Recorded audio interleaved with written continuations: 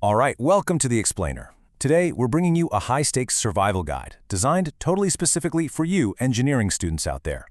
If you're gearing up for your university finals, the GATE exam, or any engineering services interview, you already know that high-weight engineering is just a massive chunk of the syllabus. But hiding inside that syllabus is a topic that's notoriously loaded with traps: sight distance. So today, we're going to master this concept from the ground up, and we'll give you the exact tools you need to avoid those critical pitfalls that literally cost students top marks. Okay, let's dive right into this. Picture yourself behind the wheel. You're cruising down a highway at 80 kilometers per hour. Suddenly, right after a blind curve, a stalled vehicle just appears right in your lane. In that split second, a life-or-death physics equation is playing out. Can you stop in time? That's the real-world consequence of sight distance. But here's the real question for today.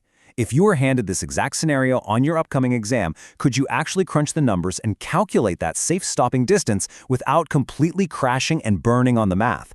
Let's make absolutely sure the answer is a resounding yes. Here's our roadmap for today. We're going to cover what exactly sight distance is, the sneaky stopping sight distance traps, mastering overtaking sight distance, the notorious highway gradient trap, a checklist of top exam mistakes, and we'll wrap it all up with some memory tricks and a final quiz. Let's get to it. First up, Section 1. What is sight distance? The foundations of safe highway design. Now, what's really interesting about this definition is that it actually mashes up four totally distinct variables. It's not just, how far you can see. It's the length of road visible ahead, sure, but factoring in the driver's specific line of sight, the height of the object sitting on the road, the overall visibility conditions, and the space required for a safe maneuver. Every single one of these variables dictates road geometry, and they're absolutely critical for accident prevention. Trust me, if you miss just one of these components in an interview definition, you are leaving points on the table. Moving right along to Section 2, Stopping Sight Distance Traps. Let's navigate SSD. Let's see how this builds. To really wrap your head around stopping sight distance, or SSD, you kind of have to visualize the exact timeline of a sudden emergency. We use this super simple four-step memory trick: see, react, brake, stop. First, you see the obstacle. Second, you react, meaning your brain actually processes the threat and decides what the heck to do. Third, you physically slam on the brake. And fourth, the vehicle finally grinds to a complete halt. When you're staring down a complex exam problem, just map your calculations directly to this real-world sequence. So that brings us to the core formula. SSD equals reaction distance plus braking distance. Sounds super simple, right? Well, here is the absolute biggest trap on literally any exam: forgetting to calculate the reaction distance entirely.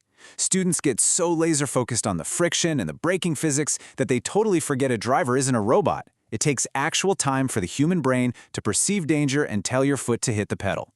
During that reaction time, the car is still hurtling forward at full speed. You absolutely must calculate both parts. Let's break those two halves down for a second. Your reaction distance variables, those depend heavily on human factors, stuff like perception, decision-making, and standard driver reaction time. On the flip side, braking distance variables are purely mechanical and environmental. We're talking pavement friction, the efficiency of your brakes, and the condition of the road itself. So if an exam question randomly mentions a wet road or worn tires, ding, ding, ding. They are testing your ability to adjust that pavement friction coefficient. Everything is connected. All right, Section 3, Mastering Overtaking Sight Distance, the OSD maneuver. And this brilliantly illustrates the overtaking maneuver, which requires its own specific mnemonic: see, accelerate, pass, return.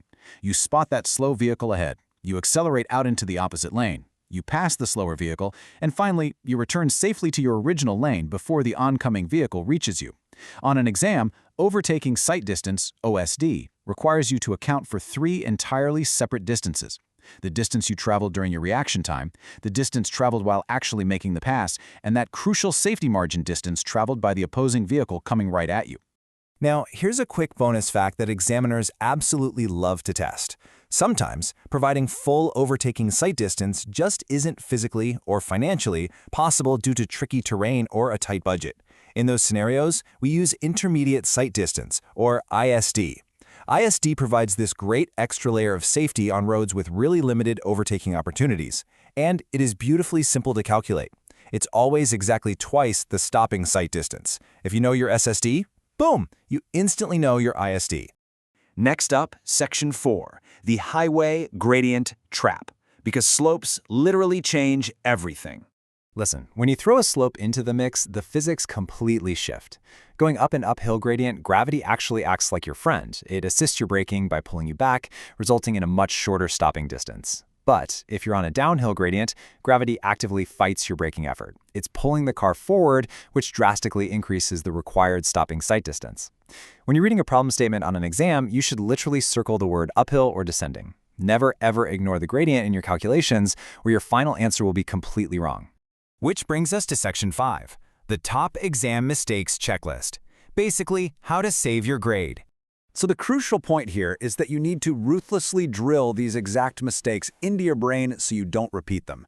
We already talked about forgetting reaction distance and ignoring gradients. But think about unit conversions. Failing to convert units properly is the absolute #1 reason students bomb numerical highway problems. Exams will almost always give you vehicle speed in kilometers per hour, right? But your formulas require meters per second. If you forget to multiply by 0.278 to convert those units, every single subsequent calculation is totally ruined. Double-check your units, double-check your friction values, and whatever you do, never mix up your SSD and OSD formulas. Oh, and one more thing. When an exam or even a tough technical interviewer leaves a variable completely blank, like, say, reaction time, you aren't supposed to just guess.